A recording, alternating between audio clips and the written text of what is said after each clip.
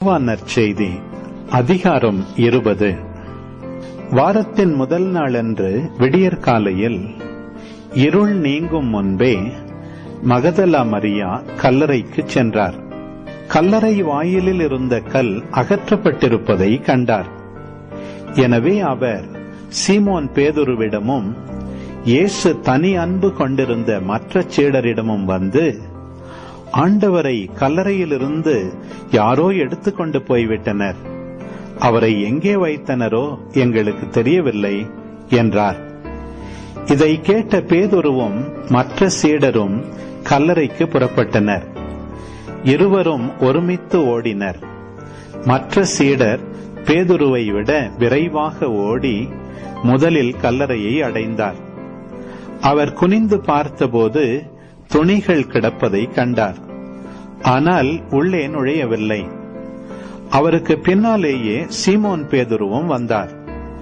நேரே அவர் கல்லறைக்குள் நுழைந்தார். அங்கு துணிகளையும் இயேசுவின் தலையை மூடியிருந்த துண்டையும் கண்டார். அத்துண்டு மற்ற துணிகளோடு இல்லாமல் ஓரிடத்தில் தனியாக சுருட்டி வைக்கப்பட்டிருந்தது. பின்னர் கல்லறைக்கு முதலில் வந்து சேர்ந்த மற்ற சீடரும் உள்ளே சென்றார். கண்டார், நம்பினார். இயேசு இறந்து உயிர்த்தெழ வேண்டும் என்னும் மறைநூல் வாக்கை அவர்கள் அதுவரை புரிந்து கொள்ளவில்லை. பின்பு சீடர்கள் தாங்கள் தங்கியிருந்த இடத்திற்கு திரும்பிச் சென்றார்கள். மரியா கல்லறைக்கு வெளியே நின்று அழுது கொண்டிருந்தார். அழுது கொண்டே கல்லறைக்குள் குனிந்து பார்த்தார். அங்கே வெண்ணாடை அணிந்த இரு வானதூதரை அவர் கண்டார். இயேசுவின் உடலை வைத்திருந்த இடத்தில் ஒருவர் தலைமாட்டிலும் மற்றவர் கால் மாட்டிலுமாக அவர்கள் அமர்ந்திருந்தார்கள். அவர்கள் மரியாவிடம், அம்மா, ஏன் அழுகிறீர் என்று கேட்டார்கள். அவர் அவர்களிடம், என் ஆண்டவரை எடுத்துக்கொண்டு போய்விட்டனர், அவரை எங்கே வைத்தனரோ எனக்கு தெரியவில்லை என்றார்.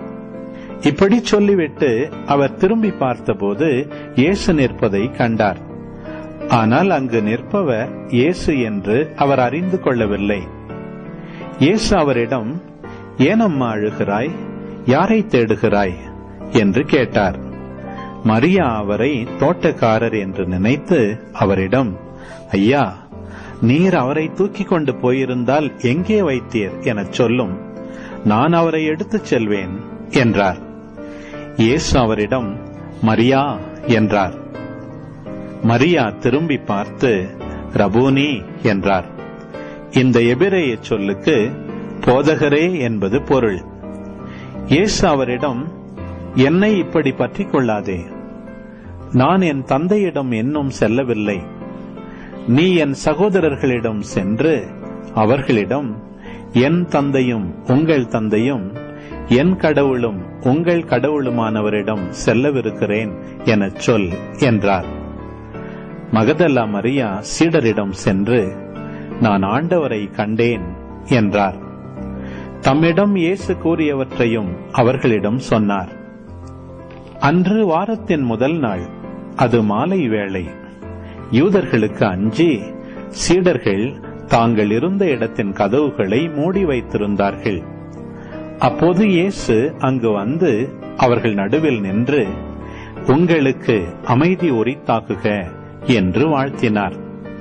இவ்வாறு சொல்லிய பின் அவர் தம் கைகளையும் விலாவையும் அவர்களிடம் காட்டினார்.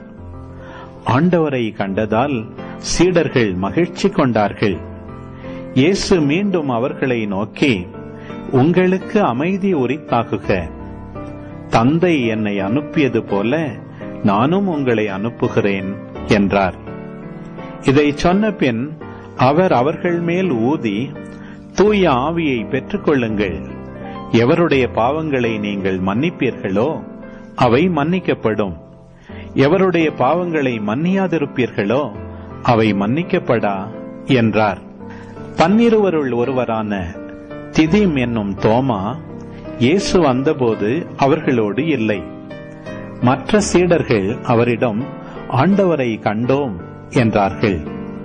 தோமா அவர்களிடம், அவருடைய கைகளில் ஆணிகளால் ஏற்பட்ட தழும்பை பார்த்து, அதில் என் விரலை விட்டு அவர் விலாவில் என் கையை இட்டாலன்றி நான் நம்ப மாட்டேன் என்றார். 8 நாள்களுக்கு பின் அவருடைய சீடர்கள் மீண்டும் உள்ளே கூடியிருந்தார்கள். அன்று தோமாவும் அவர்களோடு இருந்தார். கதவுகள் பூட்டப்பட்டிருந்தும் இயேசு உள்ளே வந்து அவர்கள் நடுவில் நின்று, உங்களுக்கு அமைதி உரித்தாகுக என்று வாழ்த்தினார். பின்னர் அவர் தோமாவிடம், இதோ என் கைகள், இங்கே உன் விரலை இடு, உன் கையை நீட்டி என் விலாவில் இடு, ஐயம் தவிர்த்து நம்பிக்கை கொள் என்றார். தோமா அவரை பார்த்து, நீரே என் ஆண்டவர், நீரே என் கடவுள் என்றார். இயேசு அவரிடம், நீ என்னை கண்டதால் நம்பினாய், காணாமலே நம்புவோர் பேறு பெற்றோர் என்றார். வேறு பல அருமடையாளங்களையும் இயேசு தம் சீடர்கள் முன்னிலையில் செய்தார். அவையெல்லாம் இந்நூலில் எழுதப்படவில்லை. இயேசுவே இறைமகனாகிய மெசியா என நீங்கள் நம்புவதற்காகவும் நம்பி அவர் பெயரால் வாழ்வு பெறுவதற்காகவுமே இந்நூலில் உள்ளவை எழுதப்பெற்றுள்ளன.